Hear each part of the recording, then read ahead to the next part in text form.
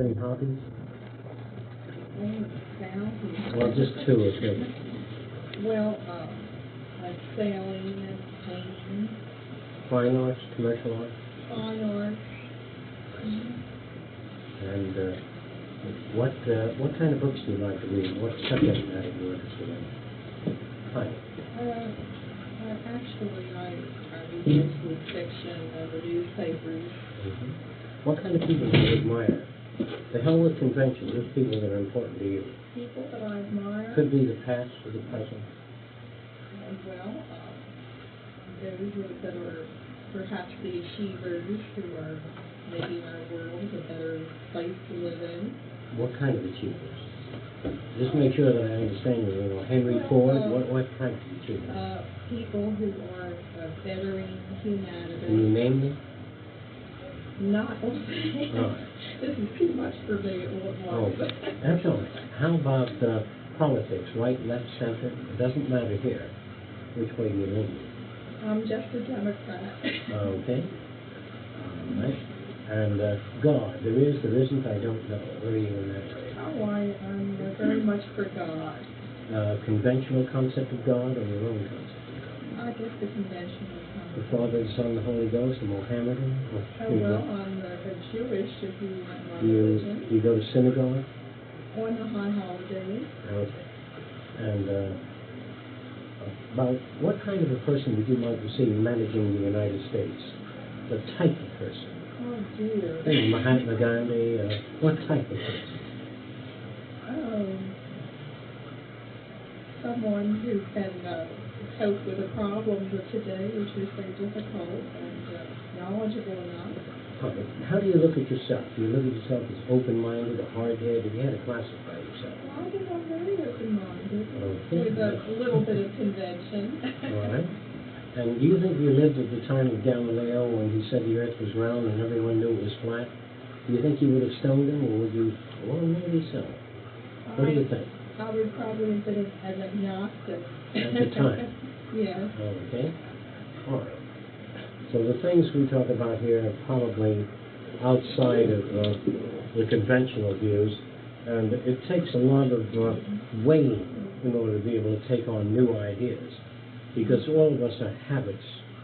We have these habits that we're brought up with, and we get trapped, and we try to look at the world and try to understand it, but the tools that they gave us in schools, most schools, have been engineered deliberately to make it difficult to understand things.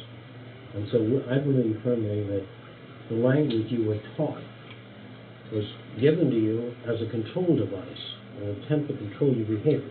Although you feel perfectly free, so does a Seminole Indian, but he's still a Seminole Indian, meaning one who follows a particular point of view. If you were raised by a Catholic family as a baby, you'd probably be a Catholic. And if you were raised by a Mohammedan, you'd say there's no God but Allah. And you'd really believe it. And so, in order for us to grow, we've got to be able to shed the ideas if they're proven to be insufficient. And that's a difficult thing. Everybody would like to see a better world, but nobody wants to give up any of their conventions. They want to cling, you know, like the rednecks or the Birchites or the Ku Klux Klan. They want to get rid of all foreigners. And they're open-minded. Open-minded to ideas that are supportive to their conventional views. So in order to make it at these sessions, you really have to ask questions.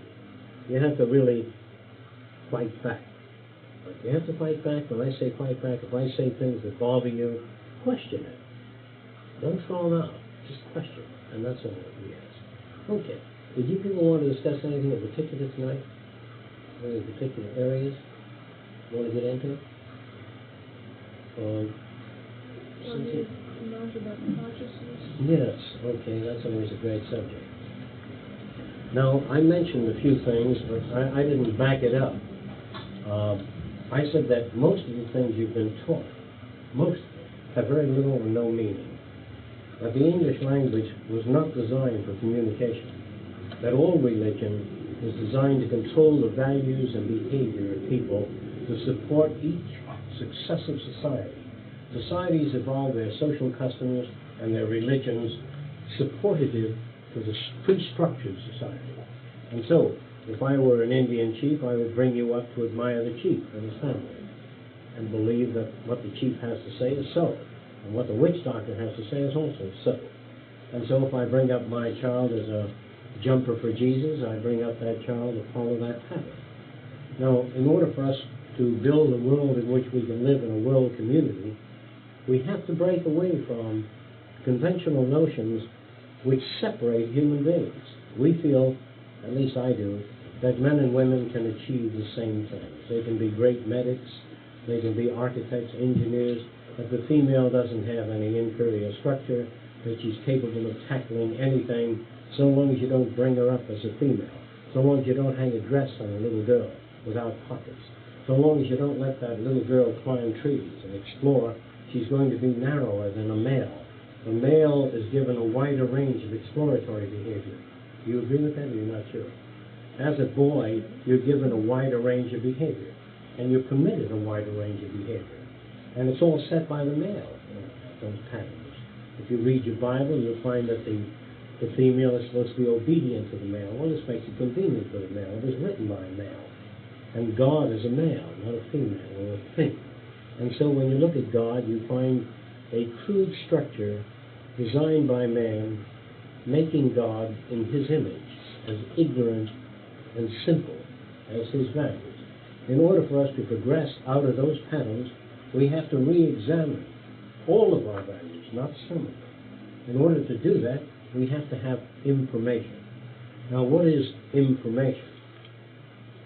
Well, when I say there's lightning and thunder because God is angry, there's no backup information for that. There's no proof. When we say that God dwells in the heavens above, the minister points upward, or the rabbi, and over here the rabbi points the other way. They didn't know the earth was round. When the Jews are fasting in this part of the world, they're stuffing their gut in this part of the world because of the time difference. There can be no holy days. You see what I mean? But we don't think about those things. And so I read the Bible instead of the comic strips because I find it preposterous. I find that all the ideas in there are completely jumbled and unacceptable and senseless. And senseless in this what's the matter there? Is that threatening your beliefs? It certainly does. All right. Well, I'm glad. You offended me. All right. Okay, now we'll look at that point of view and try to understand it.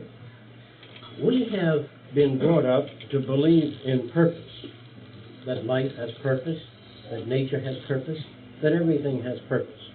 And the scientist says, I don't know. I really don't know whether things have purpose. Now, this is strange. And so they set out to find out. And so they set out to find out. Then, if this bothers you, they set out to find out, and they try things like this. They see a caterpillar. See? You know what? You want to know why I'm laughing? No. I use the same technique for certain. Well, the caterpillar is said to have very many legs because it's a caterpillar. But there's no reason given for it. They say that a bird has a beak to pick up worms. But if a bird didn't have a beak, if it had an undulating underside with a vacuum, they say that was for picking up worms. And if the bird looked like a worm lure, and the worms crawled on and the lure closed, they say that was for picking up worms. And if the bird, or if the organism just emitted an odor that attracted worms, they say, well, that was for picking up the worms. And so people hang whatever labels they can on things because they don't understand anything. They say that the reason that the earth turns is so you'll have night and day. Well, if the earth didn't turn, you'd have day or night on one side of the world. They say the reason for that was so it would be night on one side and day on the other.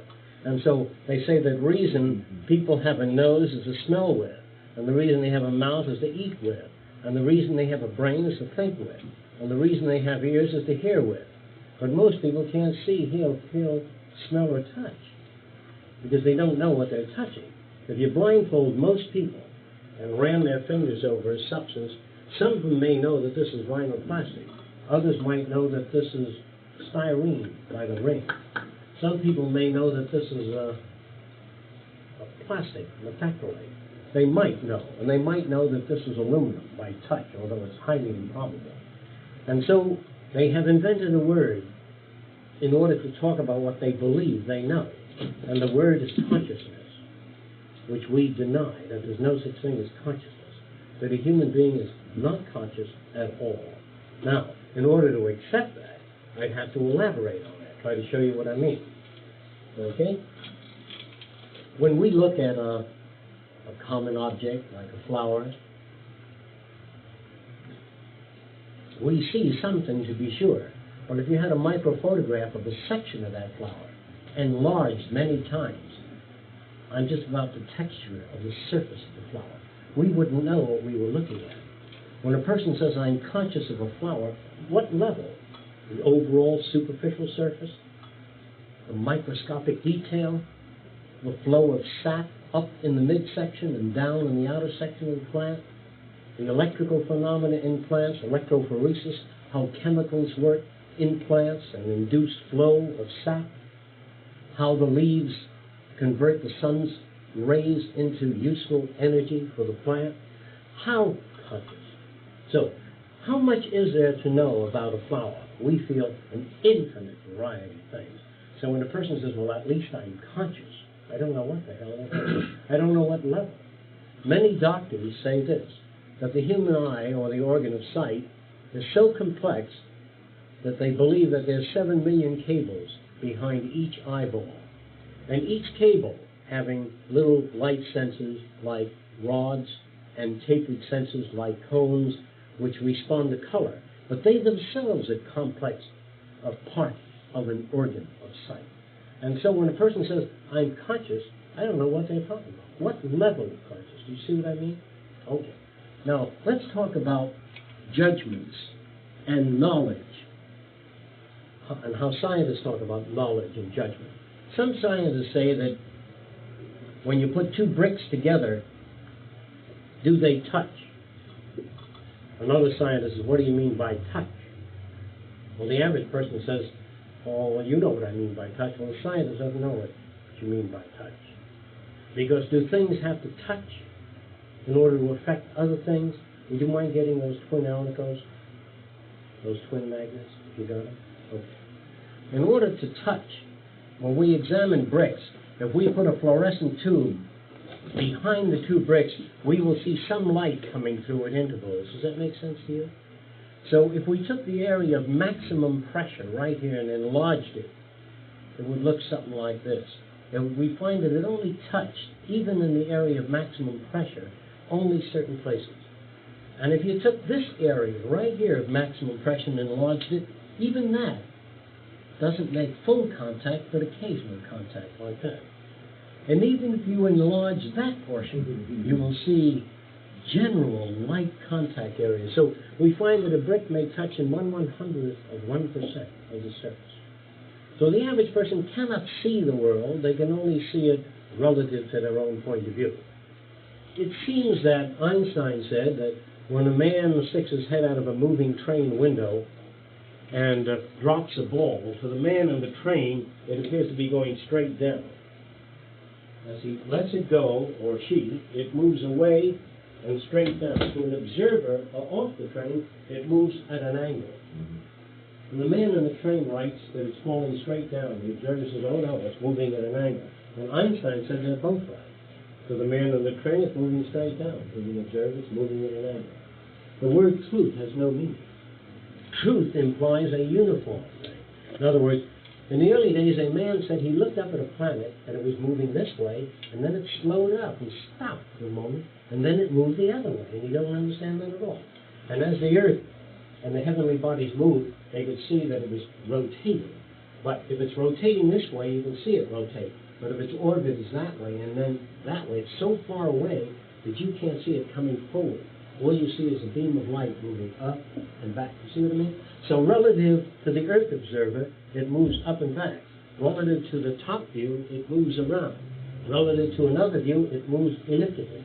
How does it really move is a nonsensical question. What is your point of view? Does that make sense?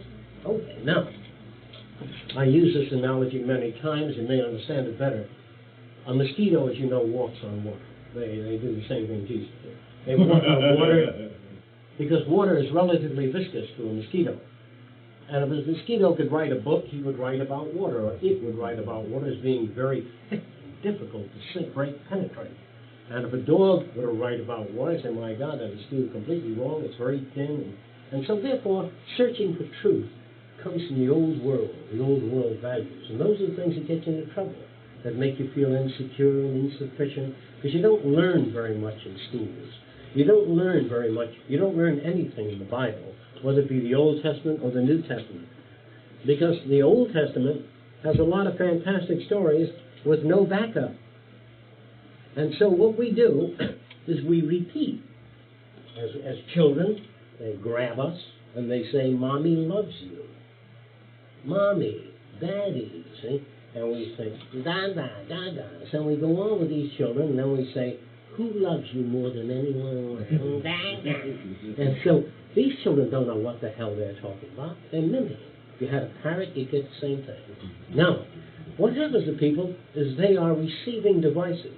And you make a series of sounds, woo-chong, ho-hoo-yo, you will talk like that if you're brought up like that. And if you're brought up in Italy, you will talk like that. And so, if you're brought up in the old Hebrew culture, way back, you will walk like that. And you will have manners. And they're not real, they're imitation. And if you're brought up in the Orient, you will walk a certain way, a very short thing, and you will nod a great deal, and people say, you don't have to bow, and they'll say, that's right. Because this is the way they're brought up. And if you're brought up in England, by the upper middle classes, you'll walk around though you smell the bad odor. All the time. And so people are monkeys. They imitate other people, and yet they want to be free. They want to break away. So long as you don't touch my religion, I'm a Mohammedan. Don't change that. And I believe in the family. I believe in marriage. I believe in children. Don't touch that. I believe in individuality. Don't touch that. Individuality is myth number one. That's a myth and fraud perpetrated by this society.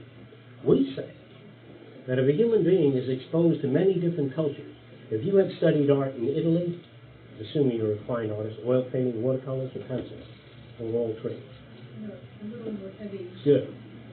If you studied art in Italy, and if you studied art in France under particular instruction, a very sophisticated art instructor could look at your work and say you've been influenced by Da Vinci, Michelangelo, assuming how much you've studied. Even if you study music, a well-facilitated musician can listen to music and say this man or woman has been influenced by Bach, Rimsky-Korsakov, and Beethoven. You can always hear the background. If you listen to Hebrew songs, they are very similar. They have a similar. If you listen to Chinese music, they are similar.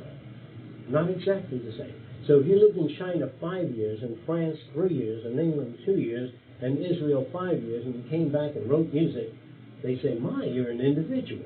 It just means that you've had exposure that the average person hasn't had, a wide range. Does that make sense to you? So to us, there are no gifted people, there are no talented people, there are no bums, and there are no heroes, and no great men, and no poor men, and no murderers. There are just people.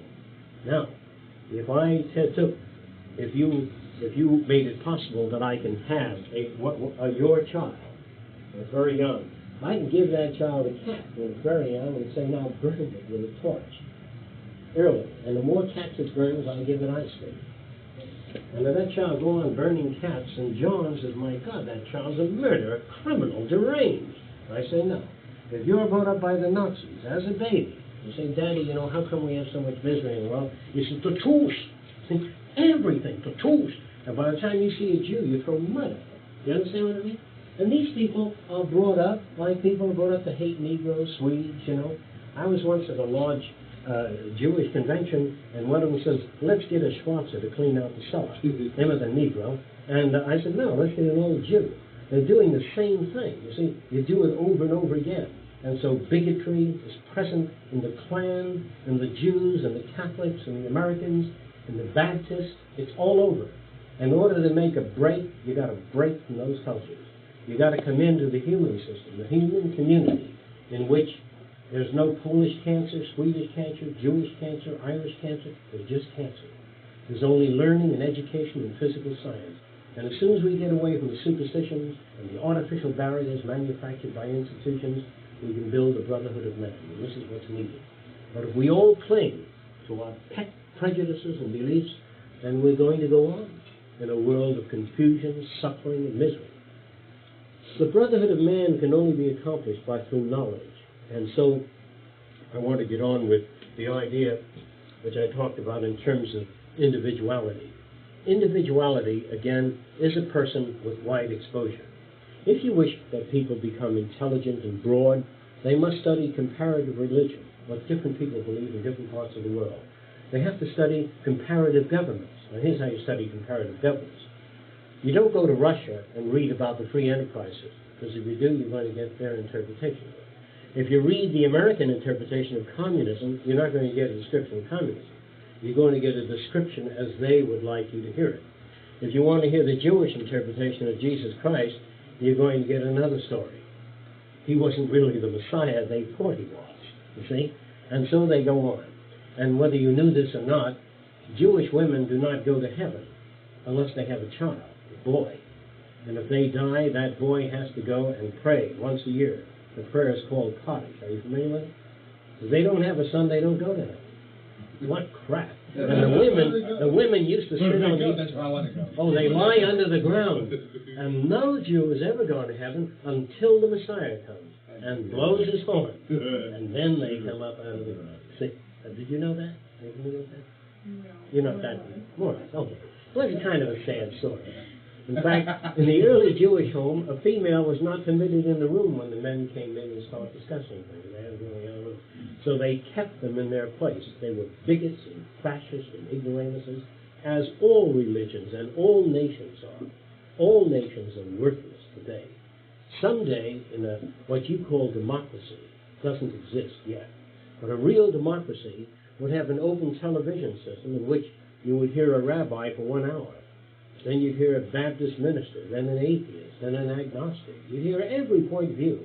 Then a man would come from Cuba and he said, let me tell you what communism is really like. And they would come from Sweden and say, that's not true. This is what it's really like. And you would hear everything on TV. And it would be up to you, so to speak, to make up your mind. But you don't hear from one side about, in other words, if someone accuses you of something, in our courts today, theoretically, you have the right to face your accuser. But you don't have that on television. You don't have freedom or democracy. You've never had it. The trouble is, in Nazi Germany, the children used to sing a song when they were 8 years old called We Are Free. And so every nation does that to its cerebral insufficiency. It makes them feel as though they are free within the limits of that system. If you talk to a military man, say, wow, this is the greatest country in the world. And you go to a military man in another country, this is the greatest country in the world. And Germany, it's the same lousy song, and they go right on singing like that. Italy is the same way. And so, the function of women is to bear children and cook and light the pipe for the old man and clean the house. So, if you believe those things, then you are robbed of the greatest possible condition that you have at birth, the probability of learning many things outside of the trap of education, the trap of institutionalized learning. Institutionalized learning is designed to condition you to be a stenographer or a secretary, whereby you spend 8 hours a day of the best years of your life typing for some corporation. What you should learn in school is how to find meaning in life, relate with other people, to find your own life and your own medium of expression, to find what others have found and what they found to be insufficient, and to learn newer ways of thinking about things. And also to find that the language habits in human affairs, as Lee talked about it, has very little meaning. In other words, if you bake a pie and drop it, you say, oh, fiddly-dee. I might say shit. That means I'm sorry I dropped the pie. Fiddly-dee means shit. So there are no bad words, there are no good words. When a guy says, fuck it, he means, no, I don't want to go to that movie. If you say, hey, there's a great show on today, he says, bullshit. That means I don't agree with you. If another child in the slums says to another child, hey, you're full of shit, that means I cannot accept what you've got to say. Only they say it differently. There are no bad words. If you went to Italy, Sicily today, and mother said to the little child, come out from under the bed. The child says, affangu. that means fuck you and mothers, you better come out. And it doesn't mean anything. And there are people that think certain things are right and certain things are wrong. There are no right and no wrong. I could bring you up to hate Swedes, Jews, Negroes if I get you when you're young enough. And I wouldn't say you were wrong, I would say you were brought up that way. Now, if you're brought up in an area where people walk like this, everybody walks like this, you would walk like that. And so, this is what you have. And I would say that's the right way or the wrong way to walk. In Italy, they do walk by imitation. A lot of people don't believe me. A lot of people at a certain age walk like this. Did you know that? It's customary. Right. And women walk like this. And they're brought up to do that. It is not natural. And so there are no natural human beings. The minute you're brought up in a society, you're acted upon. You're given a language. Mustn't touch the eggs. You mustn't touch the pills, honey. Don't pull the dog's tail. No, and you go on instructing, and by the time they're 18, you say, now you're free to do what you want to do. Now they're victims of habit. They can't go off a diving board without crossing their heart. The interesting thing about it is that the patterns the humans have are merely reflections of the environment. When I say human beings cannot think or reason, this is what I mean. So I will go through the drawing process tonight to see if I can get the idea across in that. I'm going to draw some pictures here, and you're supposed to tell me what these pictures are, if you can, as soon as you can, before the picture's finished. You would say that Galileo is freer than any other person? Just the same situation? If you want to use the word freedom in terms of amounts of information in varying disciplines, yes. Is that what you mean by freedom? The amount of information in varying disciplines.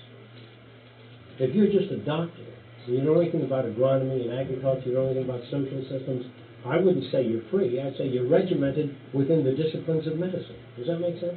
I mean, the more information you have, the freer you are, is what you're saying. If you want to equate the word freedom with multidisciplines, you want to do that? That's the only meaning it can have. Well, that's the only meaning that would make any sense, but I wouldn't use the word freedom anymore because it doesn't have that meaning in the dictionary. If I give it a meaning and somebody looks it up in the dictionary, it says to be free, one who is free. They don't think what the hell free means. So the dictionary gives no information at all. All dictionaries will be burned in the very near future because the words of the future, the language of the future will have a solid reference. Here's what that means. When I look at a person, he says, what do you think of that person? I say, I'm sorry, I don't know them. I just see them. So I can't give you any information. He said, well, what do you think they're like? I'm sorry, I don't know. That's the language of the future.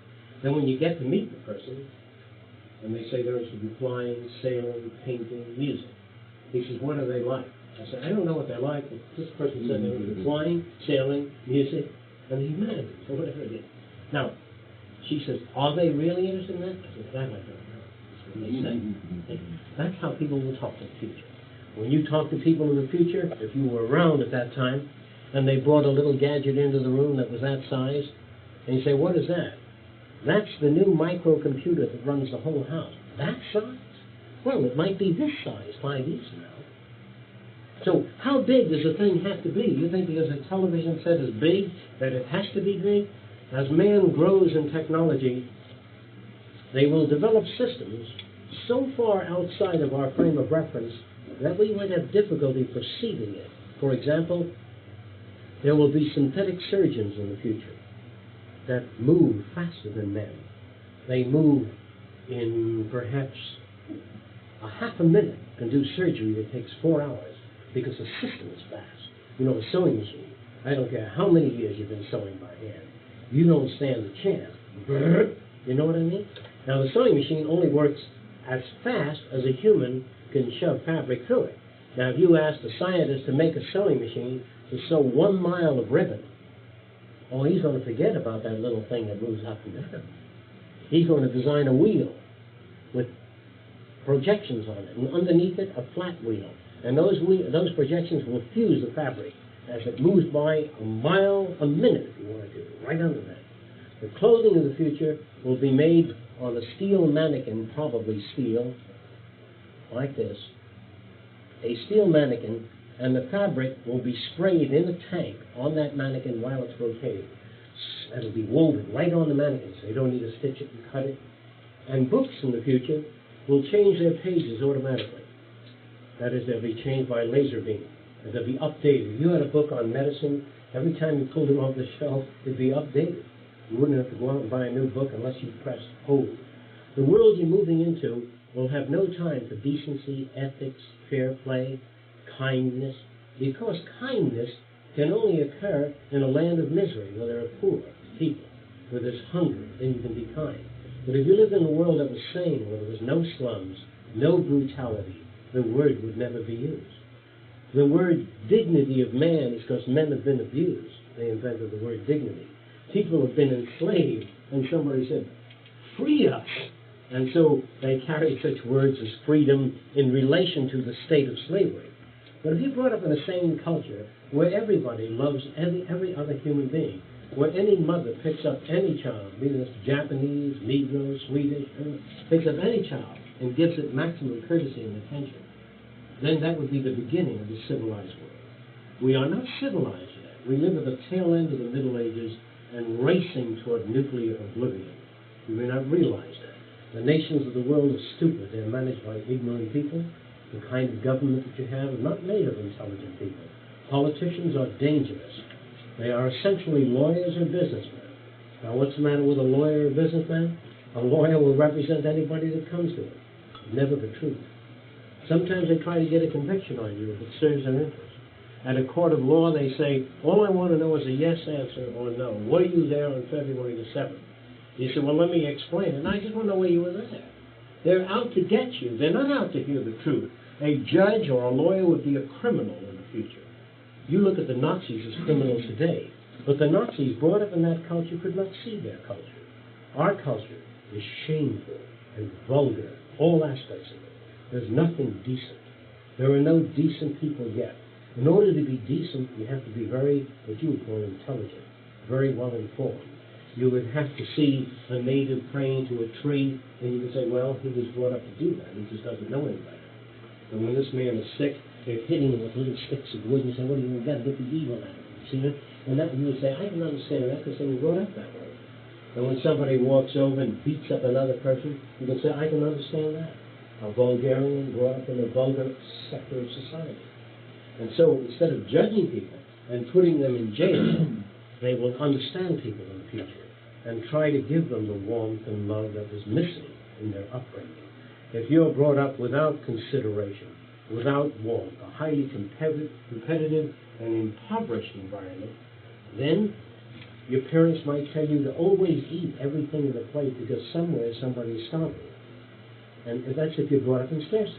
But if you're brought up in the South Seas where breadfruit grows this big every day and falls to the ground and rots away, they don't care if you eat half a lemon and throw it away, or one bite of a banana and throw it away, because there's so much they've never known scarcity. So it is scarcity that creates many of the problems, including the language problem, which I want to mention briefly. If you live in a house like this, and someone across the way lives in a house like that, an enormous, elaborate thing, you say, they live in a fine house, because you live in scarcity. But if everyone lived in a fine house, there would be no emphasis. She has very expensive clothing, because you don't. And so, someday, people will drive the finest cars the world's engineers could design. Everything of the quality of a Rolls Royce, the best. There'll be no junk turned out, no cheap lighting fixtures or TV sets with tinny parts, everything very well made. And so no one will go into your house and, you got a very fine set there. This must be genuine chip in there. They won't do that anymore because everyone will live well. Everyone will have a good library at home. You won't walk in and say, man spent a fortune on books. See, that's from scarcity. You understand? Scarcity does that. That's why we say she married a guy worth $20,000 because we don't have that. Or he's worth 11 million. You notice the language? So if you make a movie, the actors talk that way. The man had 8,000 acres because he lives in poverty.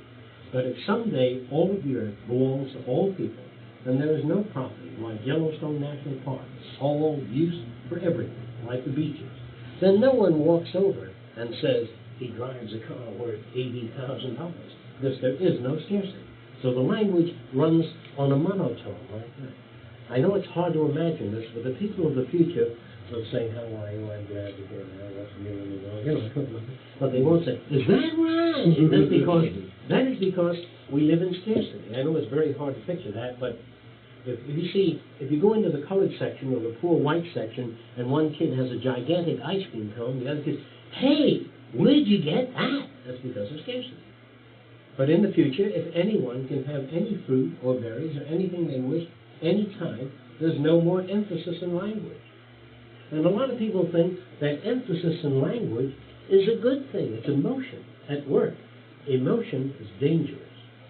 All the things that you've learned have been designed to harm you. And let me show you the danger of emotion. The danger of emotion is essentially this, that instead of emotion, you will be taught in the future how to cope with a problem. In other words, if you put an object too near the edge of the table, beyond its center of gravity, it tends to fall off. Children are instructed in that area. So they put it on the center region of the table. And then you talk to children. You say, what can possibly move that off the table?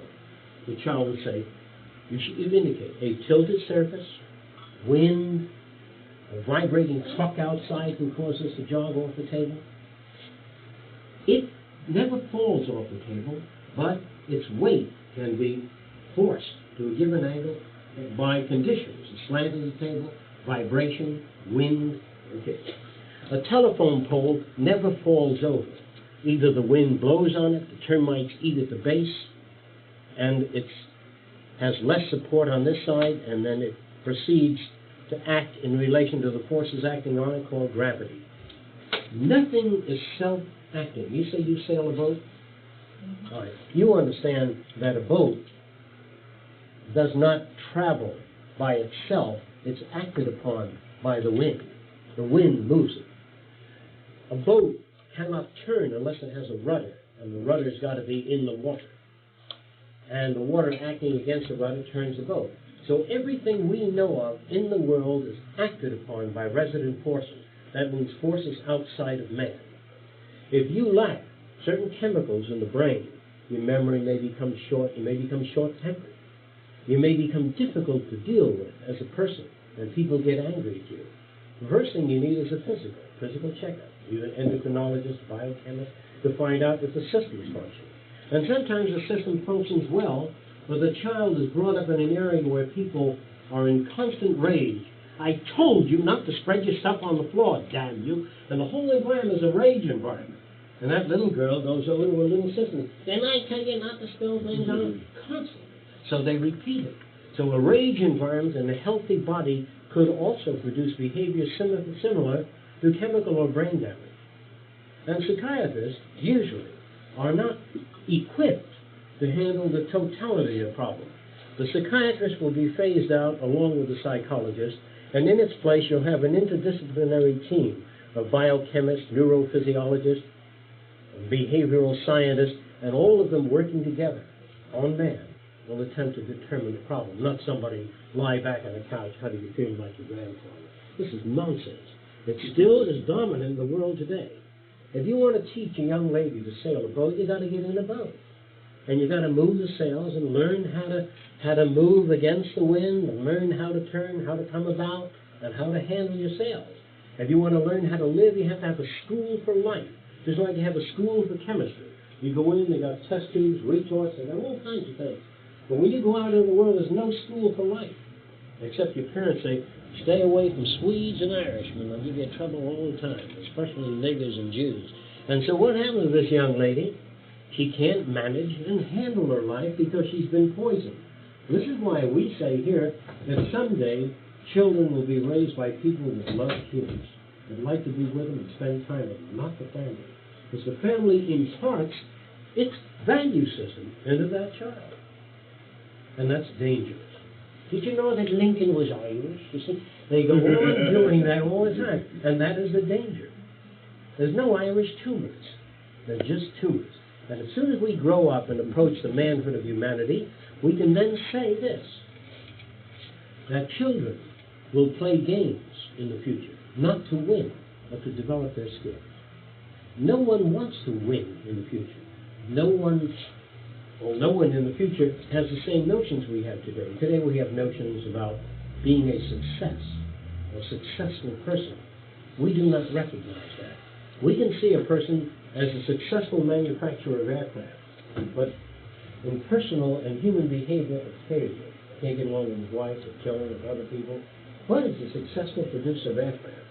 He's also a successful yachtsman. But he can't stand animals and foreigners. You see, so how can a person be successful? In what area? Some businessmen own 20 plants. They have ulcers and high blood pressure, physiological failure, industrial success. So I've never met a successful person. The word implies success in all areas. And if you get away from those notions, then you can begin to, what you would call, think appropriately. But in order to do that, you've really got to take some joint steps. You've got to ask certain questions, such as, what is life? What is language? What can I possibly do with my life? What are the various things that I might be able to do with my life? Where can I find information that is relevant? And where do I find information? How do I know what to keep away from? And here's how you know what to keep away from. Whenever you meet people and they say, well, I don't like that particular person, that person is a nuisance, hold it in advance. Don't judge the other person. Then you meet the other person and listen to their side. And then you will hear that you've got this point of view, that point of view, and there are not two sides to every story. There are as many sides as the people you know. That if I asked your mother to give me a written description of what you were like, your first boyfriend, your second boyfriend, I'm going to get a different story from all these people. You buy that? Or you're not sure? Okay. If you're run over by a Mack truck and your sister writes a story about what you were like, your brother, your father, your mother, your first lover, they're all going to be different. And then you write the true book about yourself. Now that's going to be a very different book. That's why autobiographies are not worth a damn. They're not worth anything. That history is worthless. Because history is always written by the victors. So the Japanese won the war, they write about American gangsters and chain gangs in America. They did exist. And the Americans used to cut off Japanese ears during the war. Did you know that? Make necklaces or something. They used to remove the skull of Japanese, pick out their teeth. There were sweat boxes in all military camps in America. Tin boxes. They put men in the sun. Americans don't know anything about that except soldiers. So I'm saying that My Lai is not unusual. The Nazis are not unusual. The military is generally like that. And so, during World War I, we were moving 500 Germans back to a prison camp. But the Germans were catching up faster than we can move, so we machined them and all down. That's not in most of the military books. It doesn't get to the public. And the Jews in early history were permitted to raid Gentile villages because they were no accounts. And they were permitted to loot, rape, and remove their wares and enslave them. And the Jews have a history, like the Germans and the Spanish Inquisition was filthy. There's no nation that's clean, is what I'm trying to say. And so the United States here today is different than countries used to be. It has a wider range of ideas permitted, but certainly not free. And so, the general descriptions that I'm giving you here all fit into what we call socio-cybernetic, a new concept of social living, in which human beings might learn to live together if they're brought up together. If Japanese children and Swedish children, Negroes, all go to school together and play together and relate together, they will lose. Have you ever seen fourth-generation Chinese? They have no Chinese mannerisms at all. Hey, Mac, what are you doing? They don't have anything like that. And if you took a Negro child and brought it up in China, it would speak with a Chinese accent when it came to this country. So we now know that there's no such thing as a Jew or a Gentile. Here's what you have. You have a group of people standing around worshiping the sun. That's how it starts. And somebody comes in and says, why, you fools, it isn't the sun, it's the moon. And so some of them walk off and they call them Moonites. And the Moonites won't let their children play with the Sunites. And somebody gets up and makes a speech and says there's a guy with a long white beard that came down from the mountaintop that brings the truth. And so they call them Hebrews. and they follow him, as though they were different, and they are not. They're just